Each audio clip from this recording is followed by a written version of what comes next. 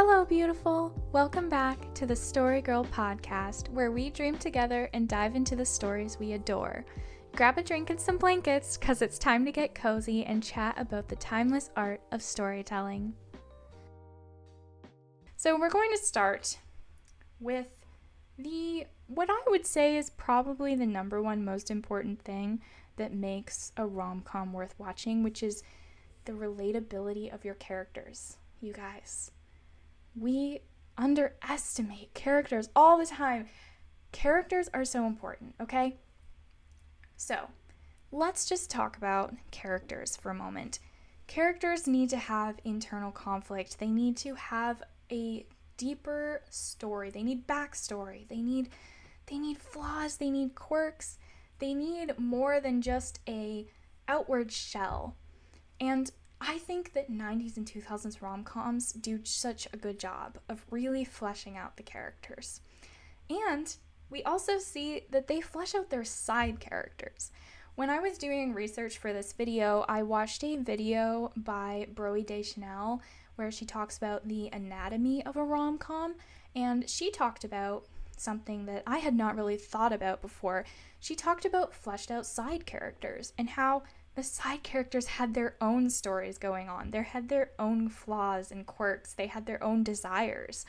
And I would say that a good example of this is, now, I'm probably going to use this as an example for a lot of things because it's probably my favorite rom-com ever, but I'm going to use Runaway Bride as an example. So Runaway Bride has a large cast of side characters, and they all have their own desires and flaws. And I love getting to see the relationship that Maggie Carpenter, the main character, has with her friends, because her friends are so interesting and they have more going on. And so the story isn't just about Maggie, it's about her relationship with her friends, and it's about her friends. I mean, there's like a whole other world, a whole other story you could tell about them because they are fleshed out and they're interesting. Another thing that Broe Deschanel talks about is actually I'm going to get into that later. So I'm going to move forward and talk about the something that I've noticed in modern day rom-coms versus 90s and 2000s rom-coms, which is that a lot of the modern day rom-coms rely on attractive protagonists. Okay? So, for example, look at the newest craze in the rom-com world, Anyone But You. Don't get me wrong. I'm not against Glenn Powell. I have a t-shirt with Glenn Powell's face on it. So that's not what we're talking about here. But Glenn Powell in Anyone But You and Sydney Sweeney are both very attractive people. Conventionally attractive people. And they are the leads for this rom-com, okay? But their characters fall flat. Okay? And so do we really care about them as a character? Or do we just like to watch them on the screen because they're attractive? Then let's look at a 90s rom-com example. We have Groundhog Day. Bill Murray, who plays Phil Connors in Groundhog Day, is not a conventionally attractive man. And yet, we fall in love with him because he's an interesting character. Okay? So, there's just one more example of why 90s and 2000s rom-coms are it. Okay? I don't want to watch... Well, I do want to watch Glenn Powell on screen, but I don't want to just watch an attractive person walk across the screen when they don't have a good story, a good character, okay? So important, okay? Character analysis. And further, we have character dynamics. Character dynamics, you guys. Character dynamics. We have witty challenges versus slapstick humor. This is another thing that Broe Deschanel talks about in her Anatomy of a Rom-Com video. She talks about how Anyone But You, which is a newer rom-com, I guess we already talked about that. I didn't really need to tell you that. But Anyone But You relies a lot on slapstick humor. Whereas a lot of the 90s and 2000s rom-coms really had some good, witty dialogue that kept us intellectually engaged. Not only were we laughing at someone for, tripping over their selves or, spilling a drink all over somebody, it wasn't all about those silly things. There was also intellectual humor that kept us engaged. And that is so important. We need a little bit of that, silly humor too. But we need more than that to really keep us watching, really keep our interests.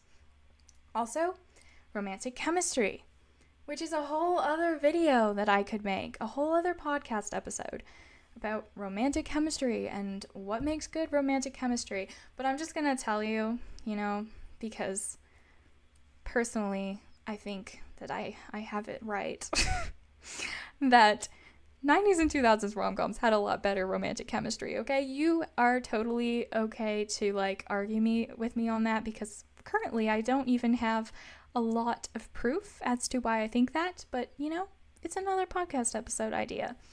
But for one, their relationship isn't just based on physical attraction. It's based on a deeper emotional connection, They spend time getting to know each other, and they work out their differences, and they find themselves at a happy ending.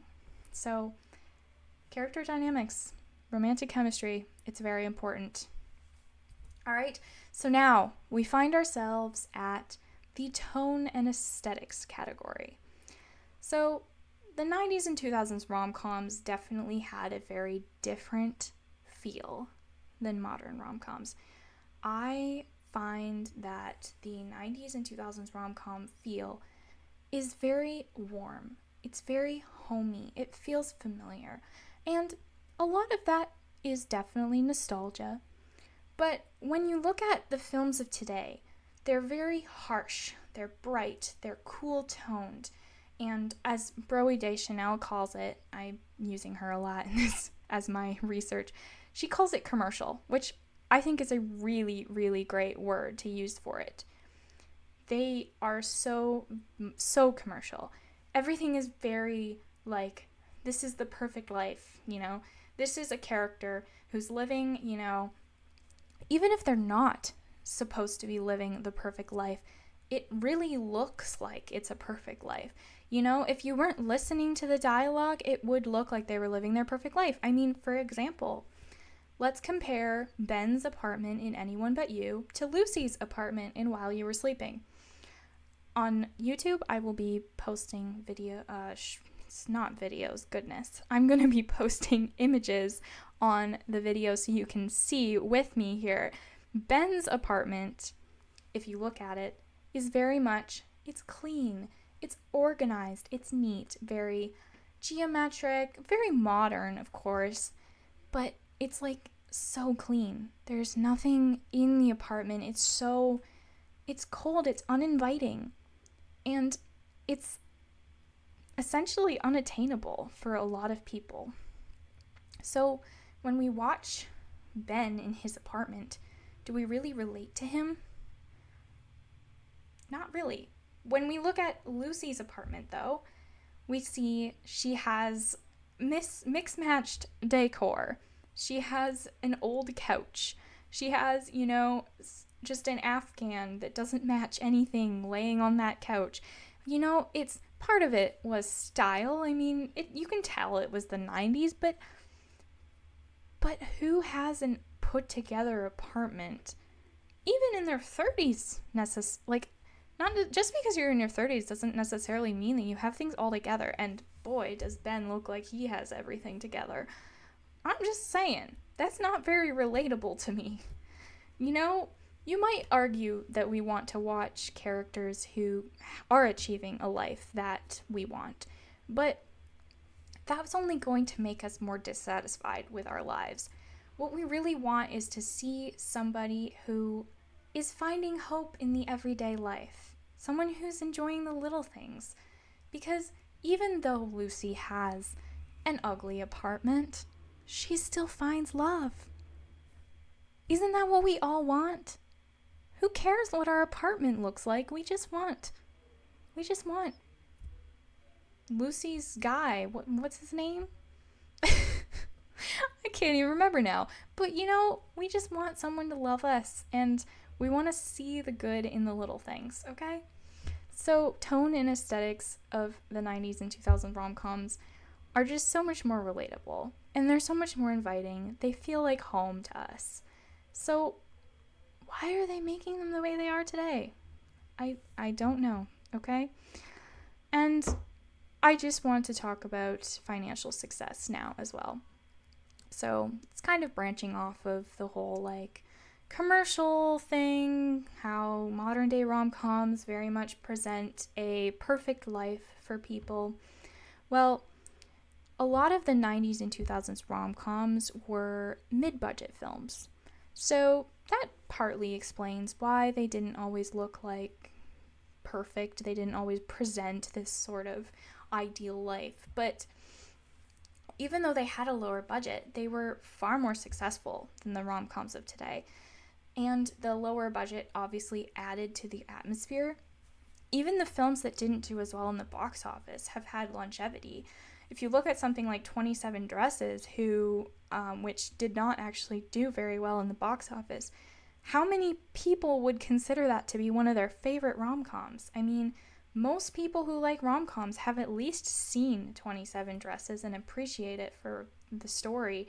I mean, so why are we so obsessed with financial success? Because I would say that modern day rom-coms are very much obsessed with this whole idea of financial success. So if we're just going to look at this as a whole, there's really no surprise that we keep going back to 90s and 2000s rom-coms because they were so relatable. They don't push for an agenda, they speak to us where we're at. They have characters with flaws and quirks, and they remind us of ourselves. They have a homey atmosphere. They live in apartments that feel like they could be our apartments. It feels like real life, like where we are right now. And it feels like we're with the characters in their natural environment. It is so good. Oh my goodness. I cannot stress this enough. They are just so much better. Okay? So this is really what we want from a story. We want relatability. We want to feel like the story could have been written about us. And modern day films fail to accomplish this.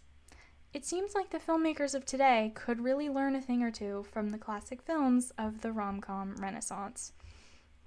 So, if you disagree with me, be sure to let me know, because I'd love to hear your thoughts. But I'd also like to hear your thoughts if you do agree with me, and I would love to know what your favorite 90s and 2000s rom-coms are. So, I'm glad that you got to the end of this episode and listened to me rant about rom-coms. It's one of my favorite things to do. And I would love to know what you want to hear next. I have lots of different episodes planned. As of right now, I do not know what the next episode will be, but I promise it will be more about stories that we love, and you're gonna love it. I promise. I promise you're gonna love it. So, as always, thank you for fangirling with me. Now go dream, my friend. Kisses. Mwah.